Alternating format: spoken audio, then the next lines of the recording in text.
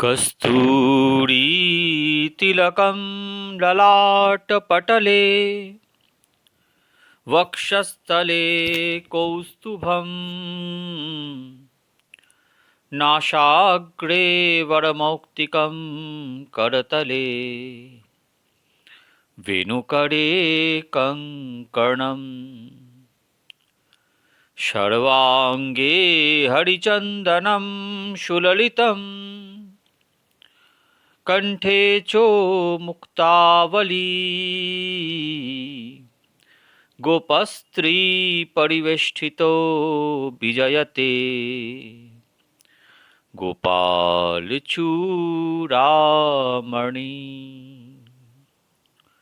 कृष्णं नारायणं वन्दे कृष्णं वन्दे व्रजप्रियं कृष्णं द्वैपायनं वन्दे कृष्णं वन्दे पृथासुतं।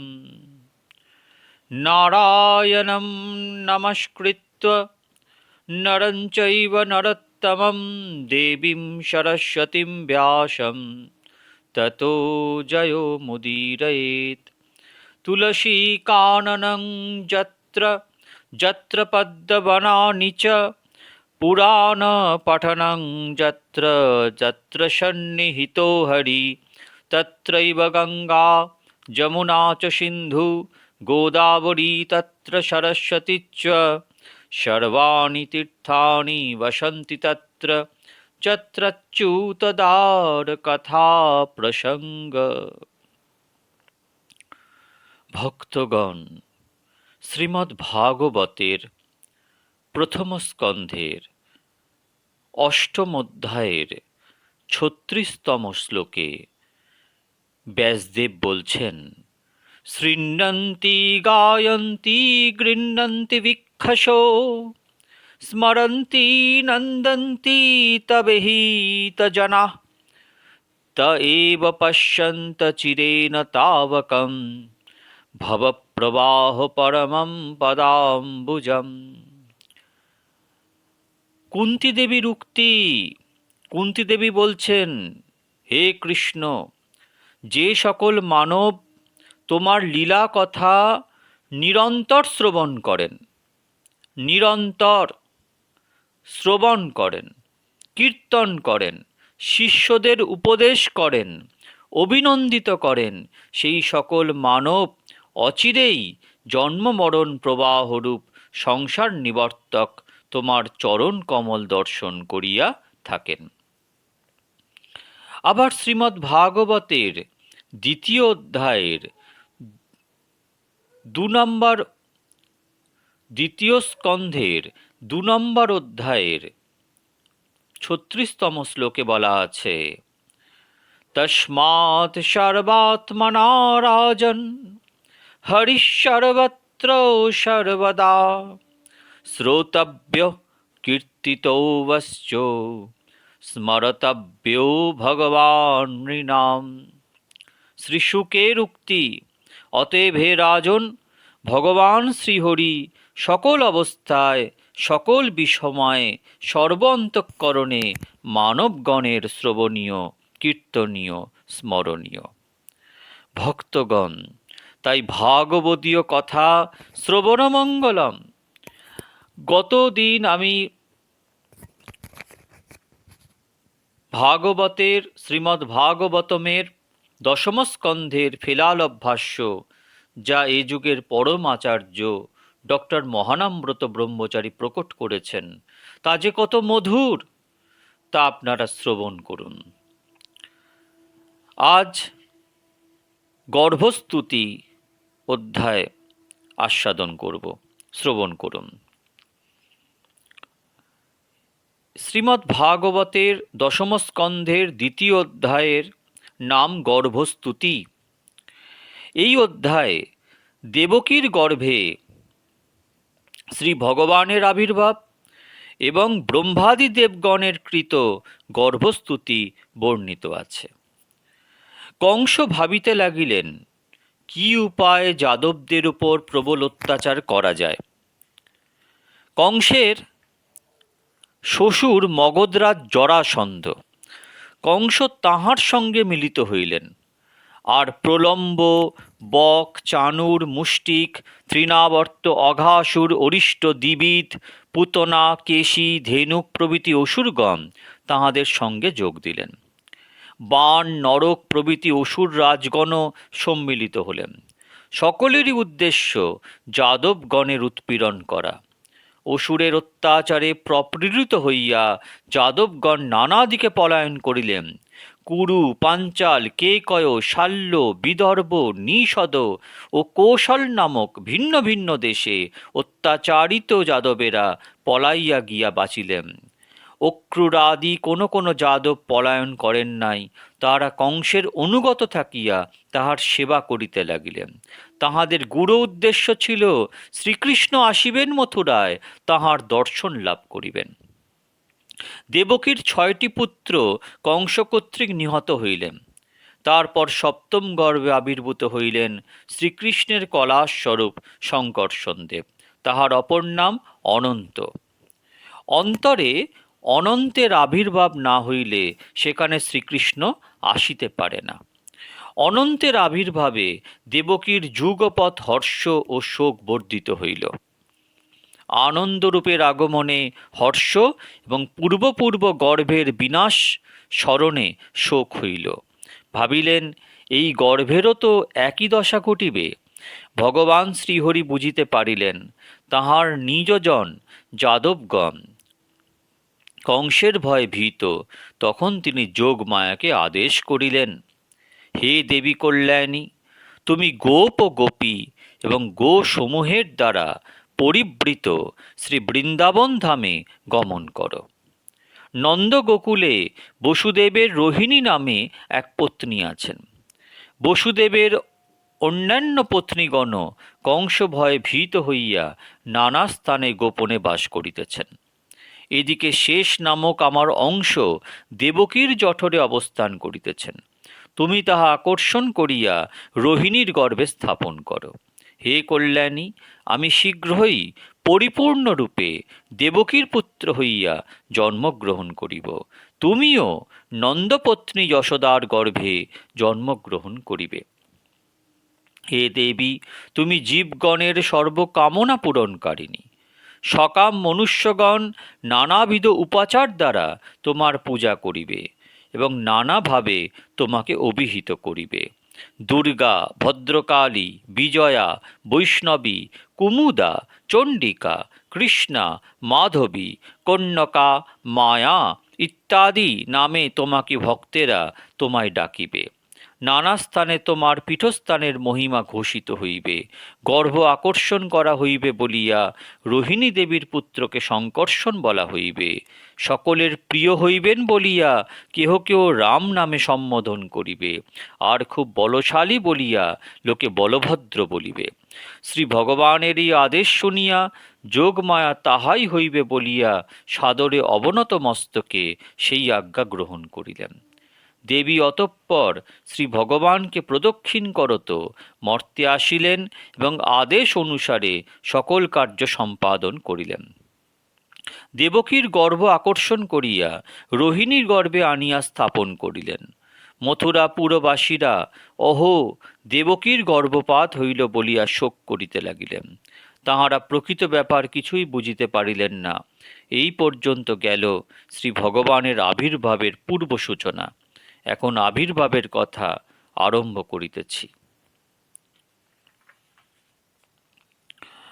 ভগবান বিশ্বাত্মা, ভক্তের অভয়দাতা। তিনি বসুদেবের মনে পূর্ণরূপে প্রবেশ করলেন। মায়িক জীবেরা গর্ভে স্থাপন হয়, ভগবান গর্ভে আসেন না। বলা হয় গর্ভে এসছেন, কিন্তু গর্ভে না, মনে আসেন, মনে। ওইখান থেকে কৃত্রিমভাবে যোগমায়ার প্রভাবে গর্ভকে প্রকট করা হয়। তিনি বসুদেবের মনে পরিপূর্ণরূপে প্রবেশ করলেন প্রথমে। যিনি সর্বময় বিশ্বাত্মা, তিনি বসুদেবের অন্তরে চিরকাল আছেন। যিনি ভক্তের অভয়দাতা ভগবান, তিনি থাকেন নিত্য গোলকে। তিনিই এখন প্রবেশ করলেন বসুদেবের অন্তরে। মনের মধ্যে ভগবৎ স্বরূপের শ্রীবিগ্রহ ধারণ করিয়া বসুদেব সূর্যের ন্যায় তেজস্বী হইয়া উঠিলেন। সূর্যের দিকে যেমন তাকানো যায় না, সেইরূপ বসুদেব সকলের দুরধিগম্য ও অপরাজেয় হইলেন। বসুদেব দেবকীকে বৈদ দীক্ষা অর্পণ করিলেন। তদ অবলম্বনে বসুদেবের অন্তরের দেবতা দেবকীর অন্তরে প্রবেশ করিলেন। ভয় প্রগট কৃপালা দীন দয়ালা কৌশল্যা হিতকারী, রামচরিত মানসে আছে। হ্যাঁ, ভগবানের জন্ম দিব্য, জন্মকর্ম চমে দিব্যম। জগতের সাধারণ মাইক জীবের মতন তার জন্ম হয় না। তিনি বসুদেব প্রথমে তাকে মনে আনলেন, মনের মধ্যে প্রবেশ করলেন। তখন বসুদেব কি করলেন না, দেবকীকে দীক্ষা অর্পণ করলেন। সেই অবলম্বনে বসুদেবের অন্তরের দেবতা দেবকীর অন্তরে প্রবেশ করলেন। ধ্যান ও দীক্ষার মাধ্যমে হলো গর্ভাধান। দিব্য জননীর এই রহস্য লোকবৎ নয়। পূর্ব দিক যেমন চন্দ্রকে ধারণ করে, মূর্তিমান মঙ্গল স্বরূপ শ্রী ভগবানকে দেবকী সেইরূপ মনের দ্বারা ধারণ করিলেন। ভগবান আত্মস্বরূপ, আত্মস্বরূপে সর্বত্র থাকিলেও তিনি দেবকীর আত্মভূত হইলেন লীলা বিগ্রহ রূপে। সর্বাধার ভগবানের আধার স্বরূপ হইয়া দেবকীর অঙ্গের যে অপূর্ব ছটা দেখা দিল, তাহা জগতের নরনারী কেহই দেখিতে পাইল না। অগ্নিশিখাকে ঘর দিয়া ঢাকিয়া রাখিলে যে রূপ হয়, কংস কারাগারে অবরুদ্ধা দেবকীর অঙ্গচ্ছটাও সেই রূপ হইল। অন্তরে জ্ঞান আছে, অথচ বাহিরে বিতরণ করে না।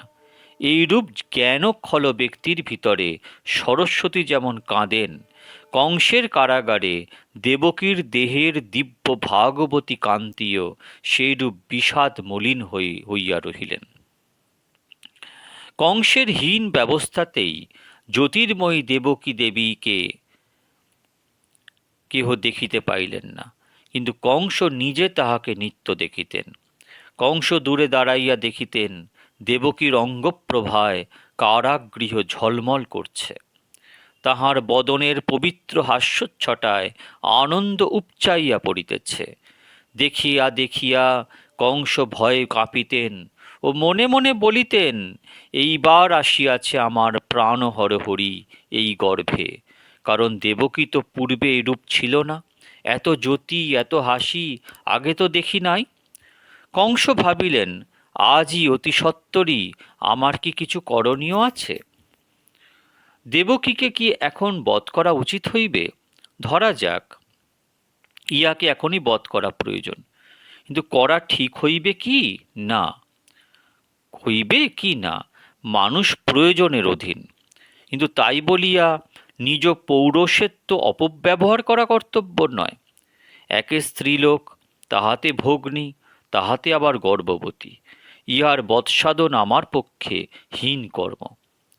এই হীন কর্ম করিলে পরক্ষণেই আমার যশ, সম্পদ, আয়ু সকলই বিনষ্ট হইবে। কর্মমাত্রেরই ফল আছে এবং সেই ফল অপরিহার্য। যে ব্যক্তি হীন কর্মের দ্বারা জীবন ধারণ করে সে ব্যক্তি মৃতই, কারণ ইহকালে লোকে তাহাকে দুর্বাক্যে নিন্দা করে আর জীবন অন্তে সে অন্ধতম নরকে প্রবেশ করে। সুতরাং বধ না করাই ভালো। এইরূপ চিন্তা করিয়া কংস নারী বদরূপ মহাপাপ হইতে স্বয়ংই বিরত হইলেন।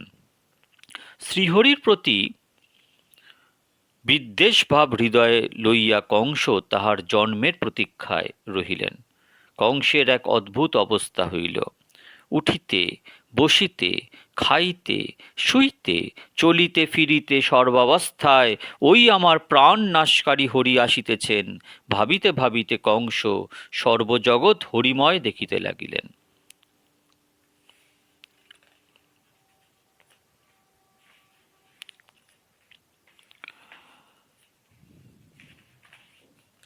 দেবগণ দেখিলেন শ্রী ভগবান সত্য সত্যিই আসিতেছেন, তাঁহাকে সংবর্ধনা করা একান্তভাবে প্রয়োজন। আবির্ভূত হইবার পূর্বেই সংবর্ধনা যুক্তিযুক্ত। তাই ব্রহ্মা, শঙ্কর, দেবর্ষি নারদ আদি মুনিগণ, সানুচর দেবতাগণ সকলেই আসিয়া উপস্থিত হইলেন কংসের কারাগারে। উদ্দেশ্য, দেবকী জননীর পূর্ণ গর্ব বন্দনা করিবেন এবং সর্বপুরুষার্থদাতা শ্রীহরি স্তুতি করিবেন। সকলে সমকণ্ঠে স্তব আরম্ভ করিলেন। হে সত্যস্বরূপ ভগবান, আমরা আপনার চরণে আশ্রয় নিলাম। আপনার সত্তা সত্য দিয়াই গড়া, আপনার সংকল্প সত্য, আপনাকে পাওয়ার শ্রেষ্ঠ উপায় সত্য। আপনি সৃষ্টির পূর্বেও ছিলেন, স্থিতিকালেও আছেন, বিশ্বপ্রলয়ের পরও থাকিবেন। অতীত, অনাগত ও বর্তমান তিন কালই সত্য। আপনিই পঞ্চভূতের কারণ। পঞ্চভূত সৃষ্টি করিয়া অন্তর্যামী রূপে তাহাদের মধ্যে আছেন।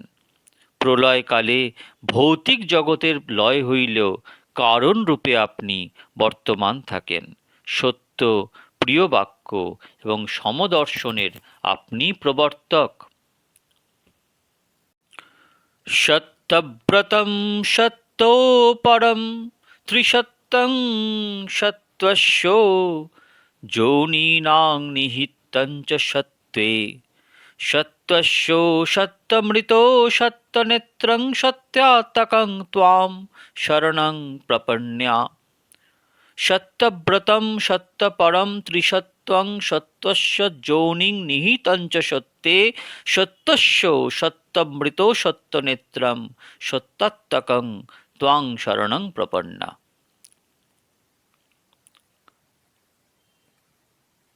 আপনার সংকল্প সত্য, সত্যই আপনাকে পাইবার শ্রেষ্ঠ উপায়। ত্রিকালে আপনিই সত্য, আপনি পঞ্চভূতের কারণ, পঞ্চভূতের মধ্যে অন্তর্যামী রূপে অবস্থিত। পঞ্চভূতের লয়ে কারণ রূপে আপনি থাকেন। আপনি সত্য বাক্য ও সমদর্শনের প্রবর্তক। অতএব আমরা সত্যস্বরূপ আপনার শরণাপন্ন হইলাম। সত্যব্রতম সত্যপরং ত্রিসত্যম সত্যস্য যোনিং নিহিতং চ সত্যে সত্যস্য সত্যমৃত সত্যনেত্রং সত্যাত্মকং তাম শরণং প্রপন্যা। একায়ো নোহো হসৌ দ্বিফলস্ত্রিমূল চতুরস্যো পঞ্চবিধঃ সপ্তস্তগোষ্ঠো বিটপো নবাখ্যো দশচ্ছদি দ্বিখগো হ্যদিবৃক্ষ। এই প্রপঞ্চ আদিবৃক্ষস্বরূপ। প্রকৃতি ইহার একমাত্র আশ্রয়। সুখ দুঃখ দুইটি ফল, সত্য রজতম তিনটি মূল, ধর্ম অর্থ কাম মোক্ষ চারিটি রস, চক্ষু কর্ণ নাসিকা জিহ্বা ত্বক পাঁচটি জ্ঞানা, জ্ঞানাগম প্রকার, জন্ম মৃত্যু ক্ষুধা পিপাসা শোক মোহ ছয়টি স্বভাব, ত্বক মাংস রুধির মেদ মজ্জা অস্থি শুক্র সপ্তত্বক, ক্ষিতি অপতেজ মরুদ বোম মৌন বুদ্ধি অহংকার আটটি শাখা, নবোদ্বার ইহার নয়টি ছিদ্র, দশপ্রাণ ইহার পত্র, ইহাতে জীব ও ঈশ্বর এই দুইটি পক্ষী বিরাজমান। তাই ফেলালবে বলা হচ্ছে যে এই বিশ্ব সংসার প্রপঞ্চকে ব্রহ্মবৃক্ষ ও আদি বৃক্ষ বলা হয়। এই যে বিশ্ব সংসার আছে না, এই প্রপঞ্চকে একটা ব্রহ্মবৃক্ষ আদি বৃক্ষ বলা হয়। গীতাতেও আছে ঊর্ধ্বমূলং অধো শাখা। এই সংসার প্রবাহ অনাদিকাল হইতে বর্তমান। আপনার মূল প্রকৃতি এই আদি বৃক্ষের এক আশ্রয়। এই বৃক্ষের দুইটি ফল, সুখ ও দুঃখ। সত্য রজ তম এই তিনটি গুণ এই বৃক্ষের মূল। এই বৃক্ষের রস চারটি, ধর্ম অর্থ কাম মোক্ষ। চক্ষু কর্ণ নাসিকা জিহ্বা ত্বক এই পাঁচটি জ্ঞানেন্দ্রিয় এই বৃক্ষের আছে। এই বৃক্ষের ছয়টি স্বভাব, জন্ম মৃত্যু, ক্ষুধা, পিপাসা, শোক, মোহ। ত্বক, মাংস, রক্ত, মেদ, মজ্জা, অস্থি, শুক্র, এই 7টি ধাতু ইহার বলকল। পঞ্চভূত, মন, বুদ্ধি, অহংকার, এই 8টি বিস্তৃত শাখা এই বৃক্ষে বর্তমান। মুখাদি 9টি দ্বার ইহার ছিদ্র, প্রাণাদি 5টি, নাগাদি 5টি, এইরূপে 10টি প্রাণ এই বৃক্ষের পত্র। এই বৃক্ষে বাস করেন 2টি পক্ষী, জীবাত্মা ও পরমাত্মা। সত্যস্বরূপ আপনি এই সংসার বৃক্ষের উৎপত্তির কারণ, আবার আপনি ইহার লয়স্থান, আর আপনার অনুগ্রহেই ইহা বাঁচিয়ে আছে। যাহাদের জ্ঞান আপনার মায়ার দ্বারা আবৃত, তাহারা জগতে বহু দেখে। যাহারা তত্ত্বজ্ঞানী তারা আপনার পরম একত্বের সন্ধান পান। আপনি সকলের আত্মা ও পূর্ণ জ্ঞানস্বরূপ, তথাপি আপনার বিশুদ্ধ সত্যময় লীলা বিগ্রহ আছে। আপনি না দেখাইলে আমাদের তাহা দেখিবার সামর্থ্য নাই। আপনি নিখিল বিশ্বের মঙ্গলের জন্য সাধুগণের সুখদায়ক ও অসাধুগণের পীড়াদায়ক আপনার এই সত্যময় তনু বারংবার প্রকট করেন। আপনার শুদ্ধ সত্যময় মূর্তিতে চিত্ত সমাহিত করিয়া সাধকগণ মহৎ কৃপায় প্রাপ্ত আপনার চরণ তরণীর সাহায্যে সংসার সাগরকে গোষ্পদের ন্যায় পার হইয়া যান। আপনি ভক্তের প্রতি অশেষ অনুগ্রহ করেন। আপনার অনুগ্রহে তাহাদের স্বভাব করুণাপূর্ণ, তাই তাহারা দুস্তর ভবসাগর নিজেরা পার হইয়া আপনার চরণ তরণীকে আবার সংসারে ফিরাইয়া আনেন, অর্থাৎ ভক্তি মার্গের প্রবর্তন করেন, যাতে সকল জীবেরই পারের উপায় হয়। হে পদ্মপলাশ লোচন, যাহারা আপনার প্রতি ভক্তিহীন, তাহাদের চিত্ত স্বভাবতই মলিন। আবার অনেক ভক্তিহীন ব্যক্তি নিজেদের মুক্ত বলিয়া অভিমান পোষণ করেন, কিন্তু সে অভিমান ব্যর্থ। আপনাতে শ্রদ্ধাহীন ব্যক্তি কৃচ্ছ তপস্যাদি করিয়া যদি অনেক ঊর্ধ্বেও ওঠে, মোক্ষ পদের অতি সমীপেও যায়, তবুও একদিন তাহাদের পতন অবশ্যম্ভাবী। দুর্লভ মনুষ্য দেহ এবং সৎকুলাদি পাইয়াও ভক্তিহীন হইলে তাহাদের পশ্চাদি জনিতে জন্ম হইতে হয়। পক্ষান্তরে যারা আপনার ভক্ত, যাহাদের আপনি নিজ জন বলিয়া গ্রহণ করিয়াছেন, তারা কখনো পথভ্রষ্ট হয়েন না। তারা আপনা কর্তৃক সুরক্ষিত হইয়া নির্ভয়ে চলেন। তারা বিপদের মাথার উপর পা রাখিয়া বিপদের পর বিপদ অতিক্রম করেন।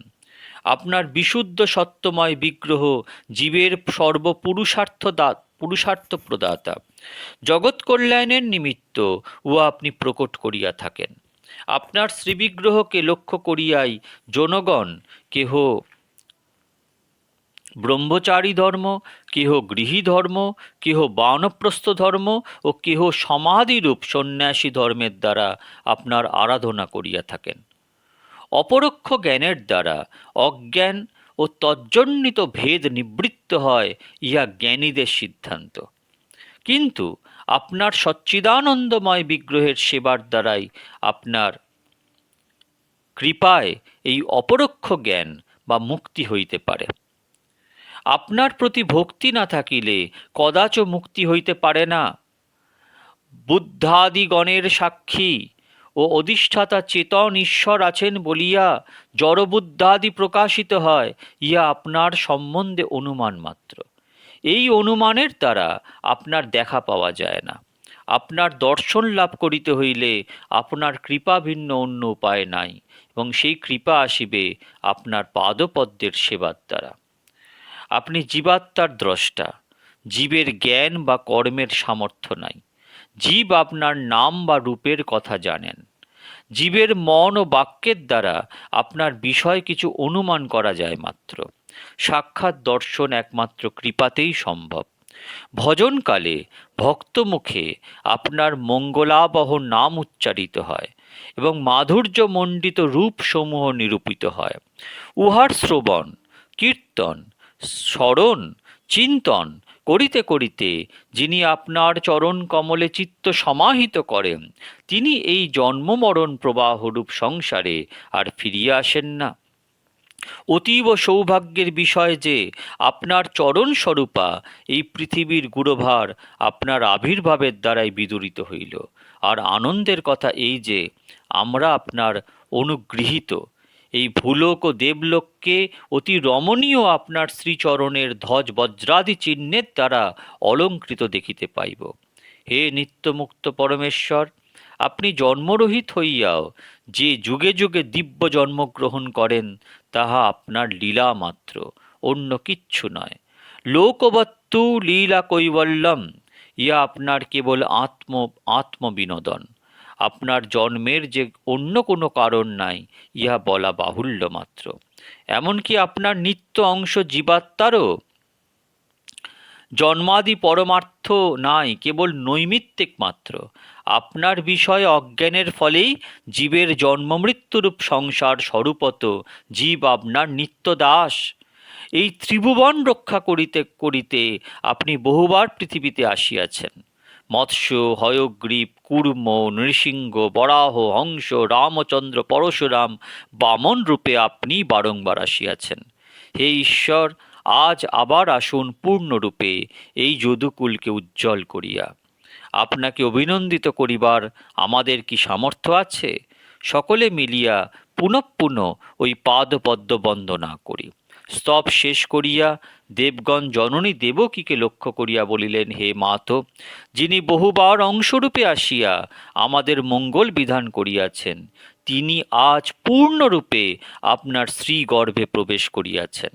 ইয়া অপেক্ষা আনন্দের সংবাদ আর কি হতে পারে? কংস হইতে আপনার আর ভয় নাই।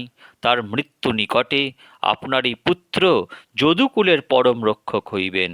পূর্বোক্ত রূপে অপ্রাকৃত বিগ্রহধারী পরম পুরুষের যথাশক্তি স্তব স্তুতি করিয়া ব্রহ্মা ও শঙ্করকে পুরোভাগে রাখিয়া দেবগণ স্বর্গধামে প্রস্থান করিলেন। ভক্তগণ, এই স্থানেই শ্রীমদ্ ভাগবতের দশম স্কন্ধের দেবকী গর্ভস্তুতি নামক দ্বিতীয় অধ্যায়ের ফেলালভ ভাষ্য সমাপ্ত হল। ভাগবত অমৃত সিন্ধু। ভাগবত শ্রবণ করলেই আনন্দ, শ্রবণ করলেই মুক্তি, ভাগবত শ্রবণ করলেই কল্যাণ, শ্রবণ করলেই মঙ্গল। বলা আছে, জন্ম জন্ম ভবেত পুণ্যং তথা ভাগবতম লবেত। ভাগবতীয় জ্ঞান কেউ প্রথমেই পেয়ে যায় না। জন্ম জন্ম গ্রহণ করার পরে যখন তার পুণ্য সঞ্চয় প্রবল আকার ধারণ করে, তখন একটি ভাগবতীয় জ্ঞান লাভ হয়। তাই এই রকম মানব জন্ম পেয়ে ভাগবত শ্রবণ করা আমাদের পরম কর্তব্য। তাই আমি আস্বাদন করছি ফেলালভ ভাষ্য। একা আস্বাদন করব কেন, আপনারাও শ্রবণ করুন, এতে সামগ্রিক লাভ হবে। এই আশা নিয়ে আজকে আমি আমার বাণীকে এখানে শান্ত করছি। পরের দিন শ্রীকৃষ্ণের জন্ম লীলা মহোৎসব আস্বাদন করব। আপনারা ভালো থাকবেন। জয় জয় জয় শ্রী নিত্যানন্দ রাম, জয় জয় জয় শ্রী গৌর গুণধাম। হরে কৃষ্ণ কৃষ্ণ কৃষ্ণ হরে হরে, হরে রাম রাম রাম হরে হরে।